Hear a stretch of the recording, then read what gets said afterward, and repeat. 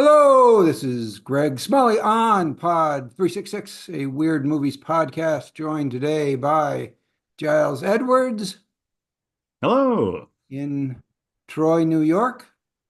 That's right. Uh, That- Anything going on, Giles, that we should know about before launching into the week's review of mostly film festivals this week? nothing coming for this week ahead. So I'll hold tight. There'll be something come October, but that's in October.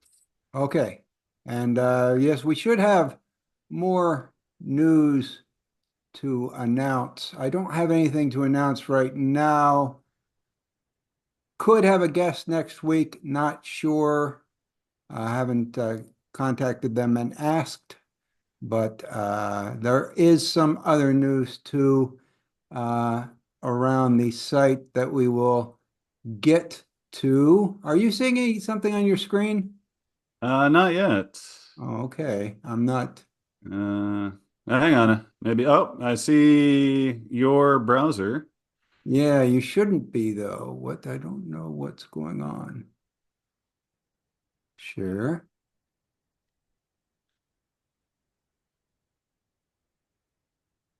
Huh? Oh, Hmm. my browser again? Yep. Uh, okay. Well, we're off to the usual great start here. Apparently, I did not have my share set up properly. Is that even possible?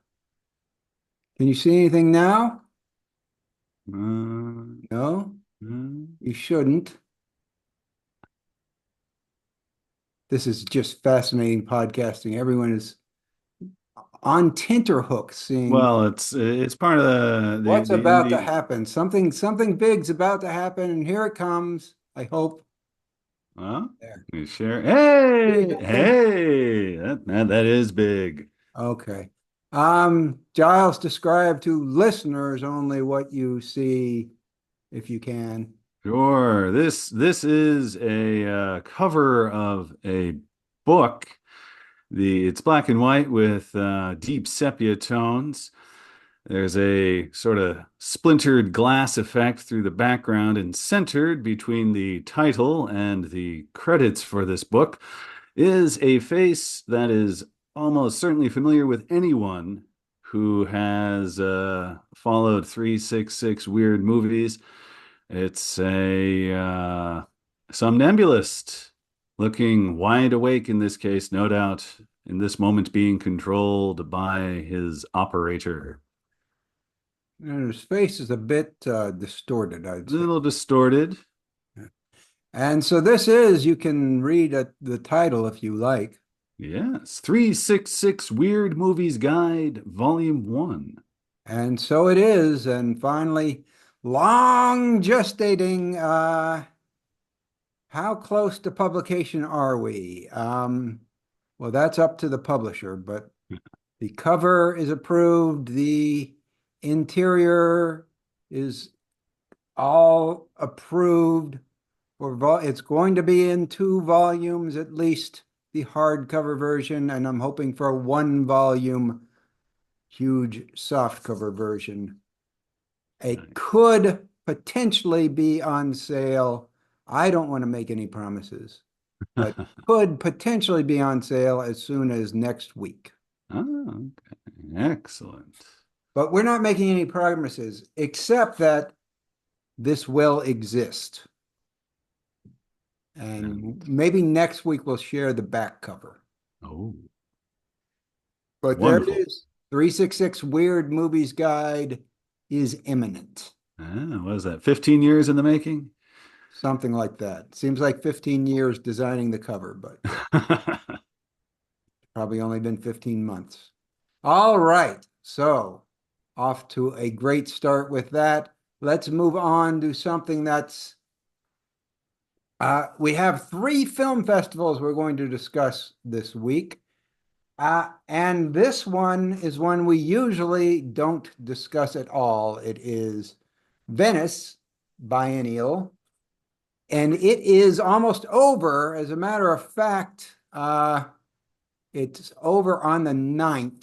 Started on the 28th. So we've I think already, it's over. If this is foreign speak, it's over on the 7th. it's over on the 7th. I'm sorry, not the 9th. So it's over very, very soon. Um, Let's see. By the Usually time you watch this, swing to Italy tomorrow to want to take in the wrap up. yeah. For years, I looked at the Venice lineup and there was like nothing of interest on it, or whatever was on interest of it was duplicated by other festivals, often Toronto, so you could safely skip it. So over the past couple of years, I stopped looking at Venice altogether until on Twitter, a helpful and in a comment, actually a comment on the blog, a helpful viewer named Devin, who gives us lots and lots of leads of Yep. things we managed to miss. Devin is a fantastic source for discovering weird movies, pointed out a weird movie that was playing here that we had missed, a very important one. And then I looked at the schedule and found there was another one. Giles, do you know what movie we're talking about? Now I have two guesses. You might be right on both of them. Go ahead. Uh, Baby invasion is a thing, apparently. Baby Invasion. Let me see. Baby Invasion. I believe is out of competition, which is Yes. I don't have Baby Invasion up, but I got it's a Harmony Korine, as you know. right. And one thing I noticed when I was going over the list of films at this festival, they're all very, very long movies, it seems, except for this one, which clocks in at a tight 80 minutes. Baby, let's see if I can get the what did you, it's out of competition. Yeah, I have the If I can synopsis. get the can you see the screen? Your screen? Yes. Yes, I see There's the. you see the still from Baby Invasion? I do not. I see just the Biennial Cinema Okay. All right. marquee. That's because I haven't stopped this. I haven't changed the uh anyway. Let me boy, these we're really, really handling this well. Let me stop that share. Start this other share.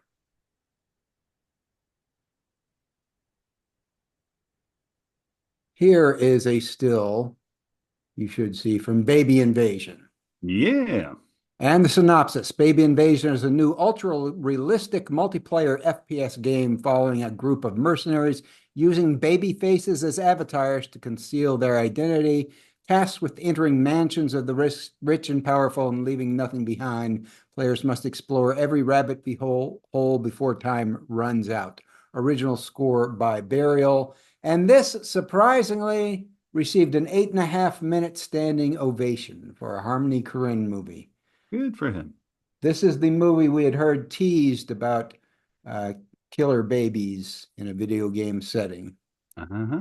Yeah, And apparently it's a exciting. success. Excellent. And what was the other one you had? This one I believe is in competition. Let me just double check that. The film is, I thought Harvest looked Uh, promising. so describe Harvest. Harvest is not the one I was thinking of. Okay. Harvest synopsis is over 7 hallucinatory days, a village with no name in an undefined time and place disappears. In Tsangari's tragicomic take on a Western, townsman turned farmer Walter Thirsk and befuddled Lord of the Manor Charles Kent are childhood friends about to face an invasion from the outside world, the trauma of modernity. Now, that would be one of the things if I were at this festival, I'd go in with lowish expectations, but I did. 7 hallucinatory days did catch my eye. Yes, that is also playing in Toronto, but that is not the one I had looked. Hidden away, tucked away somewhere in a very minor segment is this. Can you see the screen now? Yeah. See what I've highlighted here? Oh, my word. Yes, I do see what you highlighted there. And you may read it. Sanatorium Under the Sign of the Hourglass by Quay Brothers. Yes. The boys from Pennsylvania are at it again, this time with a feature-length thing. Yes. So, Sanatorium Under the Sign of the Hourglass is already on our list of 366 weirdest movies ever made by a different author, Polish Haas. I forget how to pronounce his first name, from the 70s, made an extremely surreal version of Sanatorium Under the Sign of the Hourglass. And now the Quay brothers take their shot at it in stop motion. And we have stills. Yeah. Look at this. Well, they look Look very yeah, Quayish, don't they? they look darn Quayish, that's for sure. Lots of junk and sepia and light Oh, beams coming down from the sky and illuminating various pieces. unsettling dolls. Dolls, creepy dolls, all the stuff you love. Yeah. So yeah, that's a major, major sort of release. God, that's fantastic. It was really tucked away. It was not in competition. It was not out of competition. It is in some, oh, it is in competition. Oh, So, is it? Hmm. I wonder how. I but guess we my all scanning missed. eyes are failing me. Yeah, mine too. But so that's why we're discussing Venice this week. Um, let's move on to one that's starting. Uh, I'm going to have to stop my share and reshare again. A one that's starting more recently. What are the dates on Toronto? Now, what are the dates on Toronto? Well, I've I got the, believe it's just starting. I could be wrong. Let's see. Toronto. let's see, tickets are on sale, but selling fast, and then scrolling. They don't have an immediately obvious place. Festival about TIFF 24. September 5th through 15th. September 5th through 15th. So as we're recording this today, it's starting. And there are just a ton of movies playing. There are always 100 plus movies playing at Toronto. And just a lot that would be shots in the dark that might be weird, sound weirdish. I've highlighted several. Giles, did you see anything? Um, There's at least one, but oh, at least one. anything I actually, other than Harvest, I harvest? think eventually I stopped scrolling down when the combination of film titles and stills. But I guess one under the Midnight Madness category, else. Um, has phrases body horror romance and strange epidemic and infected meat melting. So that is something I would check out if I were wandering the streets of Toronto at this time. Okay. Well, and is that it?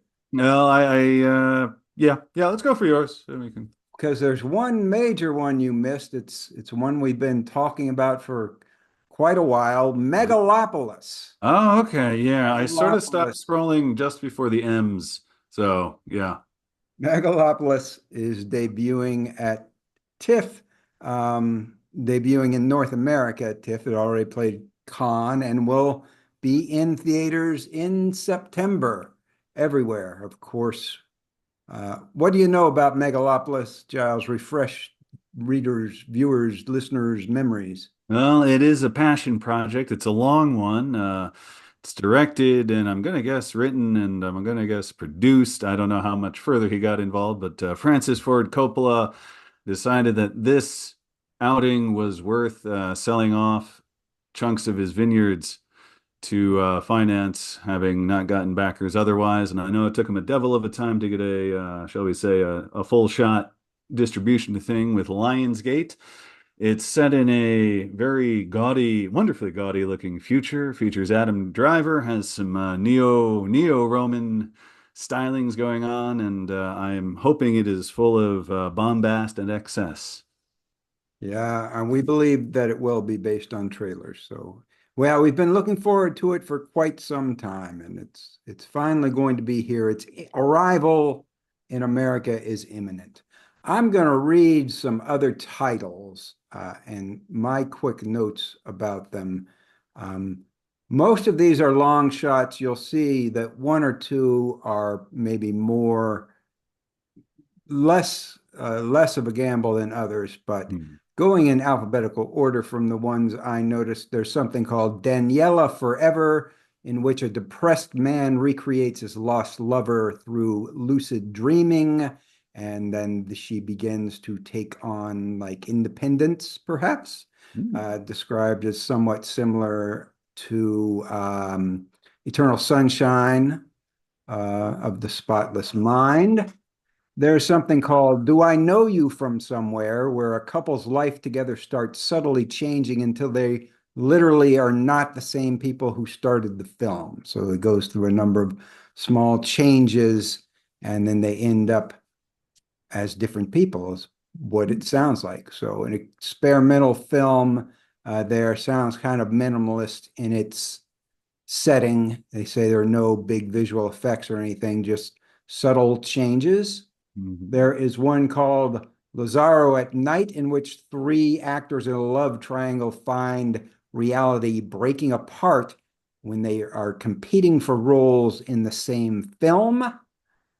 There is one called, and this one may get your weird juices flowing. It's called Mr. K. And in it, Crispin Glover finds himself checked into a hotel and he can't leave in a Kafkaesque tale, as the Mr. K moniker might suggest. Oh, yep, yep, yep. So, Crispin Glover as a Kafka stand-in character. It sounds like something worth checking out. Oh, yeah.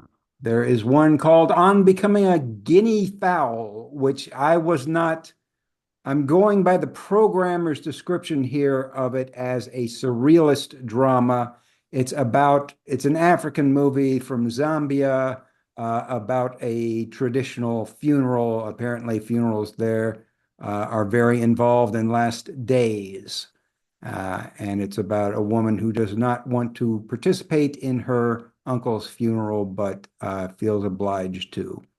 Again, just going by the programmer's description of it as a surrealist drama, and sometimes those programmers are very loose with the term surrealist. They just want to lure you in because they know surrealist is such a big draw for film festival goers, at least. Yeah, There's yeah. one called Pedro Paramo, which sounds kind of promising. It's an adaptation of a classical Mexican magical realist novel about a dusty Mexican town where the living may be dead. It's the debut of award-winning cinematographer Rodrigo Prieto, who was worked on Martin Scorsese film. He worked on the latest one, Killers of the Flower Moon or Flowers of the Killer Moon, and many other movies you've heard of as a cinematographer, and has won Full of no killer Oscar. flowers. Yeah. Killers of the Flower Moon, right? Yeah, that sounds right. Flowery Killers of the Moon.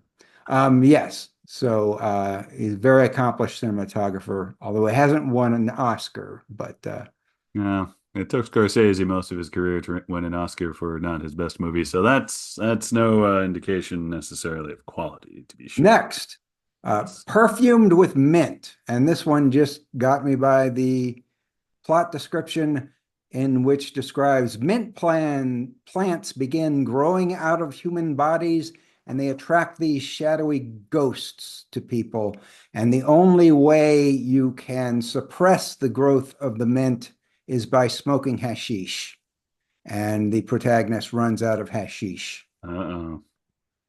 So could be a little bit weird, but based on that Yeah. description.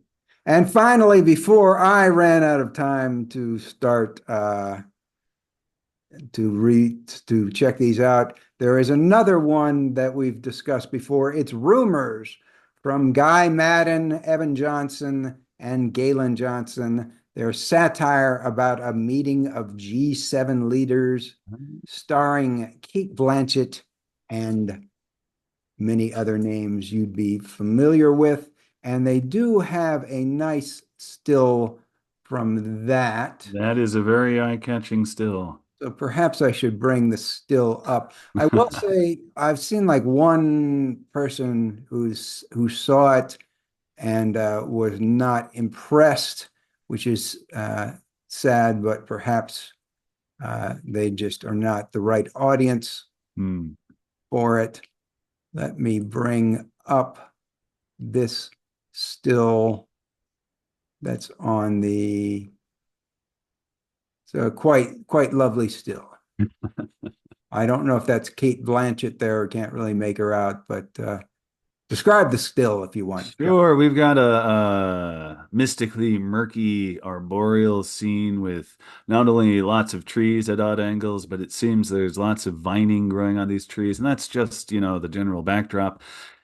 Toward the center of the screen is a pair of people seated at the base of one of the tilty trunks in a pose that suggests deep mutual affection or concern, but dominating the image, taking up, I'm going to guess, around 1/5 to 1/4 of the widescreen frame here, is a large, jelly-looking pink human brain that looks to be about twice the height of the people as they're seated and has its own share of ivy growth on it as it just sort of looms casually, uh, dominating the screen here. Yeah. Yeah, that's a very nice looking Guy Madden image, I would say. And so that will do it for what we were interested in at TIFF.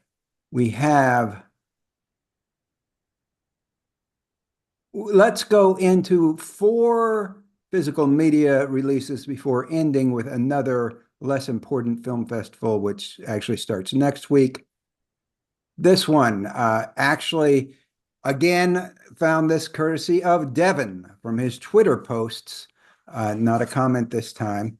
I did not realize this had come out, or I would have definitely mentioned it. Giles, you want to describe the Blu-ray cover there? I'll do my best. We have a neutral matte lime green background. The title is sort of stylized angle uppercase type font.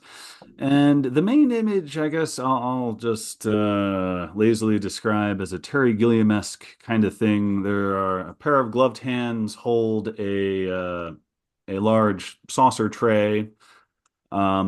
And above this tray, there is emerging most of the body of a man in blue tone. He's wearing a bowler cap and has a rather impressive mustache. There's also another blue tone gentleman, sort of skulked up against the base of the tray, holding a long cigarette in a long cigarette holder. Centered is a somewhat blasé-looking, generically handsome fellow with a very conservative haircut, black and white, and kind of just looking at us with a kind of look. Also, let's see, attached to this guy's head above the smoking gentleman is a feline-looking figurine, or perhaps a person, certainly a person in a feline costume, or I guess almost certainly, considering what this is. There is a surprised-looking pair of eyeballs, nose, and much of a head of a woman staring down at the blasé gentleman, and I'm not entirely certain what the collection of ochre orange vegetation tendrils are there that complete this little pastiche of mostly human and humanoid figures, all being kept below the top part of the serving tray, held up by the pair of gloved hands. And the name, which is a bit of a sticking point, I guess. Adela has not had supper yet. And this may be part of the reason why I missed it, because this movie has gone under a lot of different, it's been translated under a lot of different names. Um, this is the one they're going with, uh, which is fine. I've seen it under various names. I was getting to, it's not super important. I was going to go to IMDb and pull up some of those also known as Adele's Dinner is a name. It also went under, it's gone under numerous names. It's been called Nick Carter in Prague. Uh, or some more in the United States. Boy, there's so many names. Adele has not had supper yet. I guess Adele's dinner, dinner for Adele. Uh, three major ones. Um, Coming out from Deaf Crocodile, and so it's it's gonna be really good. Deaf Crocodile also released the Mysterious Castle and the Carpathians. Yeah. This is an Aldrich Lipsky movie that, with the middle movie in a sort of loose trilogy that starts with the canonically weird Lemonade Joe, ends with the apocryphally weird Mysterious Castle in the Carpathians, and this one is in the middle, likely to be just as weird. Never been on Blu-ray in the United States before. It has been issued in Europe. And we have some stills from Deaf Crocodile here. I don't think we have time to describe them in detail, but we have, uh, well, first off, the plot. Giles, do you know the plot? Can you explain the plot real quick? Let me see. Well, the plot, per IMDb anyway, when the famous detective Nick Carter visits Prague, he becomes involved in a strange case of a missing dog and an even stranger carnivorous plant. He becomes convinced that he is standing against his greatest enemy, the gardener, who supposedly died years ago in a swamp. Yeah, so it's a so Lipsky's movies were parodies. This trilogy were parodies of genres popular in the West. So Lemonade Joe was a uh, parody of a Western. Mysterious Castle and the Carpathians was a parody of a kind of Jules Verne Gothic one, and this is a parody of a detective story, only it has a carnivorous plant. So in this first still we're looking at, I think we see the carnivorous plant and the I'd heroine. wager. I'd wager that.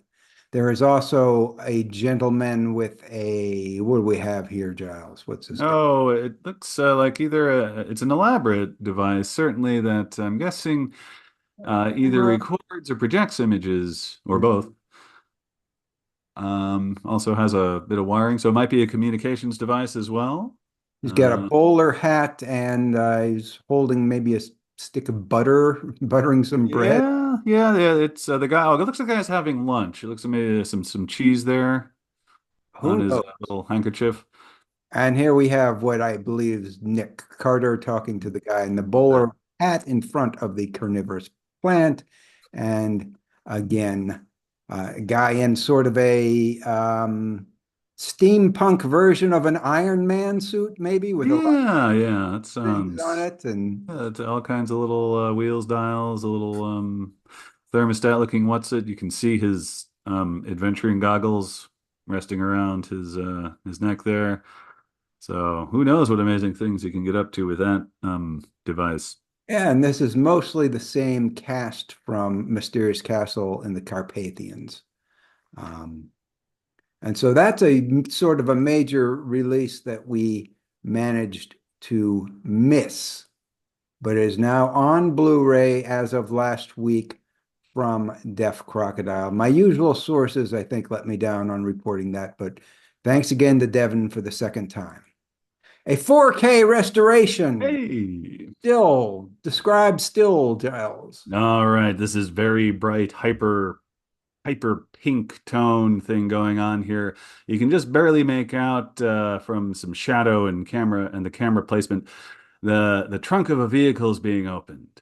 And the unfortunate individual standing in the path of whatever is coming out of this trunk seems to be disintegrating right before our very eyes because all we can see is a vague ghostly outline of his human form and the deep charred look of a skeleton there. And this is, of course, a movie Repo we've Man. discussed. Yeah. Repo Man, a movie we've discussed many times, of course, canonically weird. And we mention it because Criterion Collection has put it out on 4K UHD Oh. and a supplemental Blu-ray, I'm fairly sure, as well. All features should be identical to the Blu-ray as they usually are. It's usually just an upgrade to the new format. Of course, Repo Man, punk sci-fi classic from the 80s, uh, back when Emilio Estevez was cool. And if you haven't seen it, you're really doing yourself a disservice. It is in the canon for a reason.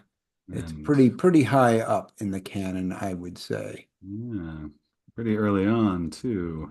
Yeah. Yeah, Yes. it's So, it's been in the canon for 11 years. in the canon for 11 years. Next up, describe it quickly, seeing as we have 6 minutes, Giles. Middle-aged academic-looking Yeah. gentleman, but the top of his head has been sort of stylistically cut off to allow a flow stream of thoughts, which is the designer's excuse to showcase what I'm guessing are the secondary and tertiary characters in this film. Over the right-hand shoulder of this professorial-looking academic type is a woman who is about his age or a little younger, looking up at this stream of characters that seems to be emerging from this main character's head. Very good. And the name is Linoleum. It is from 2022. It's a psychological thriller about a sort of a failed scientist who now does a sort of local Bill Nye type show, and a spacecraft crashes in his backyard and he attempts to rebuild it, but a doppelganger of his also shows up and other strange things start happening. It's sort of a satisfying puzzle movie, but I think the thing it's most notable for is a very fine performance from Jim Gaffigan, who actually plays dual roles. Jim Gaffigan, the very pale, clean comedian who would probably not be your first choice for a weird movie lead, but he does a very fine job here and sort of breaks out of his typecasting. And so that's why that one is on there.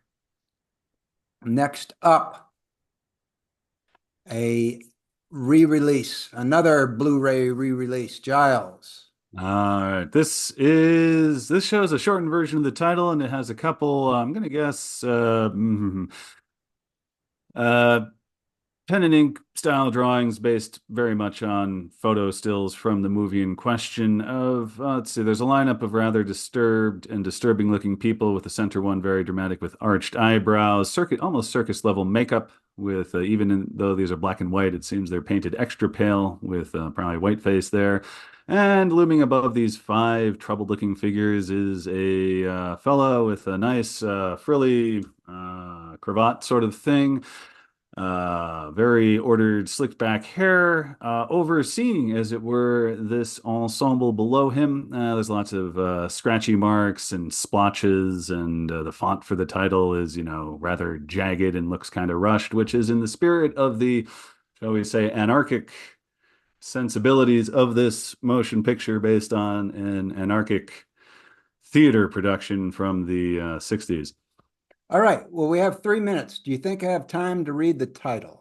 I'm going to try. If So. we don't finish, you can always look it up on the website. The title, of course, of this movie is The Persecution and Assassination of Jean-Paul Marat, as performed by the inmates of the asylum of Charenton under the direction of the Marquis de Sade from 1967. And that is also the plot description of the movie.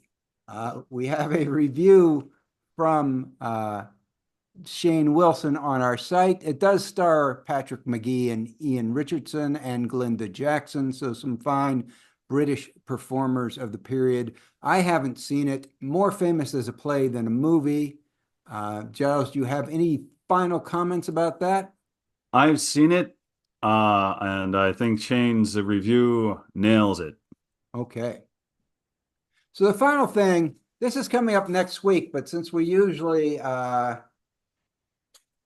get to them too late like we did with Venice, we thought we'd alert people in Sydney, Australia about a pretty interesting lineup here from the Sydney Underground Film Festival. With only 2 minutes to go, I'm only going to say that the photo or the poster we have here is highly psychedelic, full of mushrooms and lobsters and skulls and eyeballs and things like that. It's Sydney Underground Film Festival, and the movies we wanted to highlight that will be playing there are, there are quite a few of them actually. It starts out, the opening film is Female Trouble, which you may have heard of and want to see. There's a movie called Darla in Space that Giles has seen. Describe that quickly, Giles. Gosh. That's the one about the living kombucha, I think. Oh, yes, that I saw at Slam Dance, and quickly looking at my review here. It's cute, whimsical with lots of deadpan, and yes, there is a living kombucha thing that is fueled through or provides orgasms and through which it gets its sustenance. So this the Underground Film Festival in Sydney looks like a perfect place to share this as well. Okay. Much We also have Joel Potrykus's Vulcanizadora, which you can see. The Hyperboreans, which is a movie we've discussed before from the guys who brought you The Wolf House. Quentin Dupuy's Dali will be debuting there. And a movie called The Visitor, which is Bruce LaBruce's remake of Teorema. Bruce LaBruce, known for his gay pornographic movies, although I think in recent years he's gone more mainstream. And we've made it. We all are right. out. Main thing to remember, 366 Weird Out. Guide, Volume 1, out very soon. And